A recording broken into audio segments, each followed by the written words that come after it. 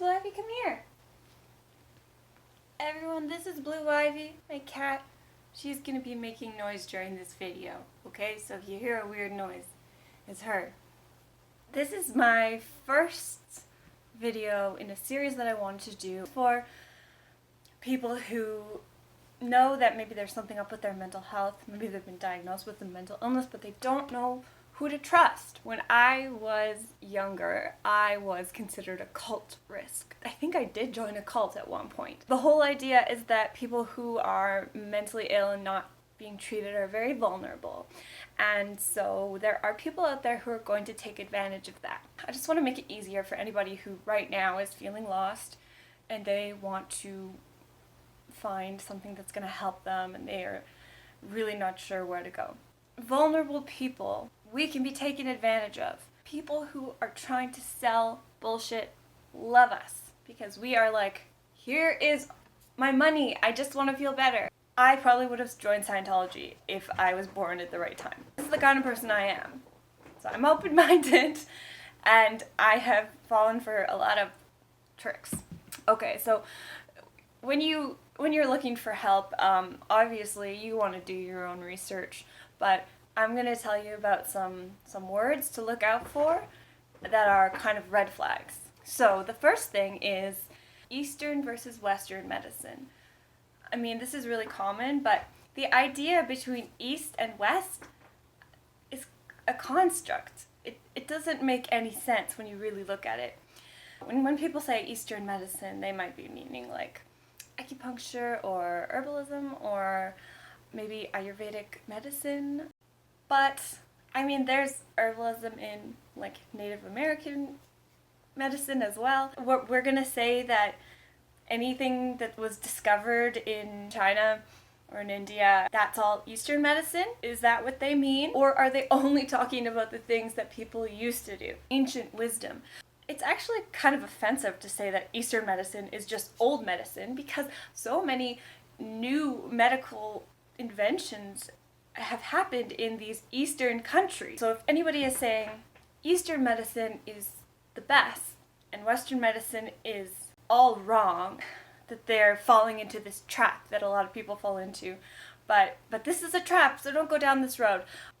Just like how we see that East and West, Eastern medicine, Western medicine is kind of a buzzword that can be a warning sign. Favoring old medicine over new medicine is also a warning sign. If we agree that people used to know what was good for us and now we don't, we're going to come up with a lot of problems.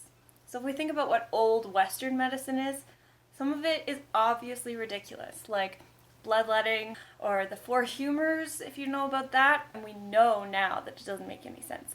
But there are still things that people have been doing for a long time that we use now. Honey for sore throats or ginger for stomach aches. The bark of the plant that we make aspirin out of, people used to just eat that bark. And they did it because it worked. It gave them less pain. We took that and we made it into a little pill so you didn't have to eat bark. And there are other things that people used to do that a lot of people have stopped doing because it didn't work. Babies used to die all the time. And mothers used to die in childbirth. We don't want to go back to a time when you had a very high likelihood of a child dying in infancy and a high likelihood of a mother dying in childbirth. There are so many good new things that we accept as good, like blood transfusions and organ transplants and things that save lives. The reason why ancient wisdom comes up a lot in mental health conversations is because the current medicine that we have is not awesome. Of course, then that means the people, long ago, they knew what was up. But if we have figured it out, then let's forget that people used to try and use pig's blood to fix their acne. I don't know. There's so many different strange treatments that people did all over the world that we would never ever do. We have to look at everything from that point of view. And I will link a really amazing podcast called Sawbones under here. They explain this kind of stuff so well. Something that you'll probably run up against, especially if you're looking at stuff like ancient wisdom, like people, they've always been using this certain plant, this certain technique. Now we've just forgotten that it worked. Be careful and check out what they say it treats. So if they say that their treatment treats depression, but also acne and heart disease and cancer, I don't think there are very many things that can treat acne and cancer. In fact, there's almost nothing that can treat cancer. So if you see that people have lists of the things that their medicine can cure or their treatment can cure that are like this long, they are probably lying. It's really important to know that cure-alls cure nothing, generally. So the idea that something like coconut oil can cure everything, or what are some other things? Apple cider vinegar. The idea that that kind of stuff can cure everything, that's a big warning sign. A lot of times people will say this cure-all, this special substance, whatever it is, this technique, it cures everything, and the pharmaceutical companies don't want you to know about it. That's why they don't use them in hospitals to cure cancer or whatever. The pharmaceutical companies have done horrible things because they're part of this capitalist system and they have to compete as businesses, and it can be kind of nasty.